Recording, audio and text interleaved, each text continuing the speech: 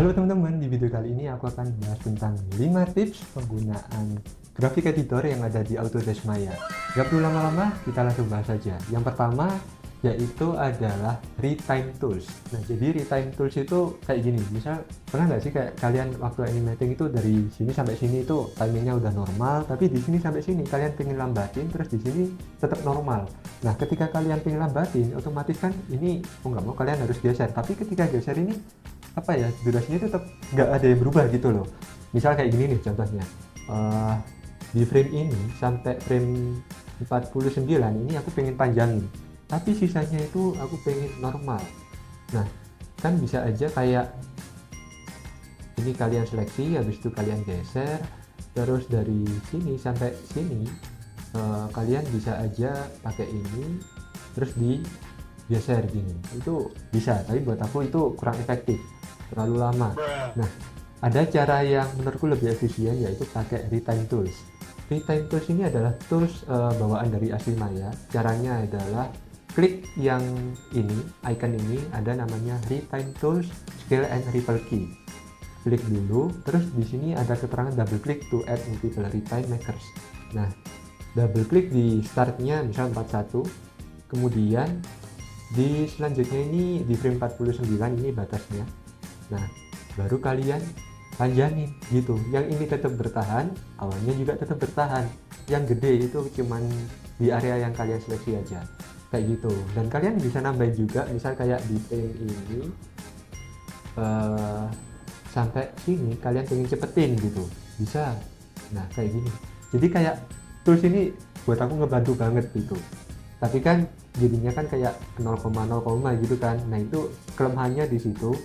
Nah, kalian bisa select di bagian atau mungkin select semuanya, terus klik kanan snap yang pakai yang di snap yang asli graphic editor, atau kalian bisa pakai yang kebetulan aku pakai Animbot, jadi pakai yang ada di Animbot. Ini menurutku jauh lebih rapi karena nggak mengubah dan animasi kalian nggak akan hancur. Tapi kalau yang pakai yang sini biasanya graphic editornya agak berubah. Nah, kurang lebih kayak gitu perbedaannya. Kalau yang di Animbot itu pakai Smart Snap Key, jadi kayak gini. Nah, udah deh kelar gitu. Semoga ini bisa ngebantu. Oke? Tips yang kedua, isolate curve. Pernah nggak sih kayak kalian itu nyeleksi sesuatu, misal kayak bagian jari gitu ya kan, jari dari pangkal, terus ini yang tengah dan ini yang paling ujung kalian seleksi. Nah, kan jari ini rotasinya kebetulan rotasinya rotasi Z. Kalian seleksi Z-nya 1, 1, 1. Nah, itu mah kelamaan. Mending ada cara yang lebih efektif. Kalian bisa melakukan kayak gini. Pertama, seleksi jarinya dulu. Diseleksi satu kayak gini. Nah, kalau udah, kalian bisa klik rotasi mana yang pengen kalian rotasi. Misal rotasi Z gitu.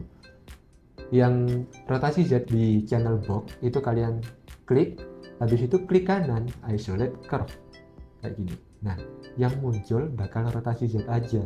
Kalian bisa tinggal langsung adjust gitu. Enak kan? Itu cara pertama. Cara kedua, kalian juga bisa seleksi ini kontrolnya dulu.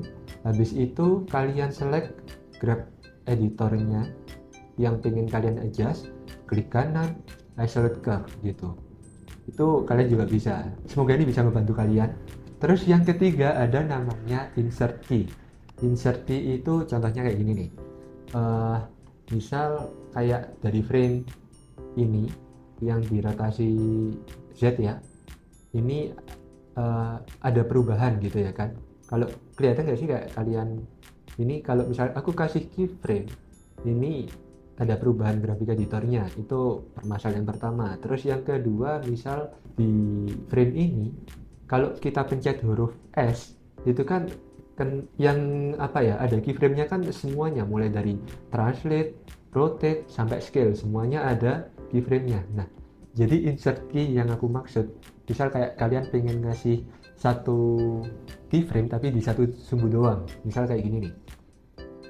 Contohnya di rotasi Z, pertama kalian bisa seleksi di frame sebelumnya atau frame sesudahnya.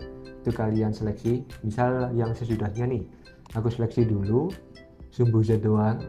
Habis itu tekan tombol atau huruf I ditahan sampai muncul kayak icon bentuk plus atau tanda tambah gini. Terus klik middle click di timeline yang pengen kalian mau. Misal di sini middle click. Nah, dia nggak akan berubah, nggak akan hancur kurvanya, dan yang muncul hanya satu sumbu doang gitu. Ini sangat works banget buat aku sering pakai ini. Atau kalau misal kalian pengen semuanya, misal kayak ini nih, semuanya di timeline yang ini, kalian seleksi semuanya dulu, yang sesudahnya atau yang sebelumnya, baru pencet huruf I ditahan, terus klik middle click di timeline yang kalian butuhin. Nah, semuanya bakal ada keyframe-nya dan dia nggak hancur gitu kurvanya, kecuali auto tangent-nya kalian nyalain, misal kayak gininya, ini balik lagi gitu. Tapi ini cara ini cukup works buat aku dan semoga bisa membantu kalian. Oke, terus yang keempat yaitu show buffer curve. Show buffer curve itu tujuannya kita bisa melihat kayak posisi grafik editor sebelumnya itu di posisi mana gitu. Ini kebantu banget buat aku, terutama kalau ini paling sering aku pakai ketika waktu polish. Jadi kita nyalain dulu show buffer curve-nya di view, kemudian show buffer curve ini dicentang. Jadi kalau misalkan sebelum aku centang ini aku geser, nah dia nggak ada apa-apa. Tapi kalau aku centang, di sini ada bekasnya, ada item-item ini. Jadi kayak kita bisa tahu lokasi sebelumnya gitu loh. Itu sangat kebantu banget, apalagi waktu polish. Misal kayak gini. Dan untuk nyimpen buffernya itu kalian bisa klik ini. Nah, jadi posisi terakhirnya misal kayak di sini gitu, kalian bisa klik itu. Terus kalau misalkan kalian udah rubah nih, kalian pengen ke-compare atau komparasi yang sebelumnya kayak gimana dan yang sesudahnya kayak gimana, kalian bisa klik yang ini sebelah kanannya. Nah, buat ke-compare ada perubahan atau enggak gitu. Ini cukup membantu banget, dan ya intinya kayak gitu untuk yang show buffer curve. Oke, yang kelima dan yang terakhir yaitu adalah view mode yang ada di graphic editor. Jadi view mode yang ada di graphic editor itu ada 3. Ada absolute, ada stack view, sama normalized view. Jadi aku jelasin dulu ya. Untuk yang absolute view itu intinya adalah semua kurva ditampilin dengan value atau nilai aslinya. Jadi kita bisa tahu perubahan berdasarkan value grafik atau curve-nya. Terus kalau stack view itu setiap kurva itu kayak dipisah berdasarkan sumbunya gitu loh.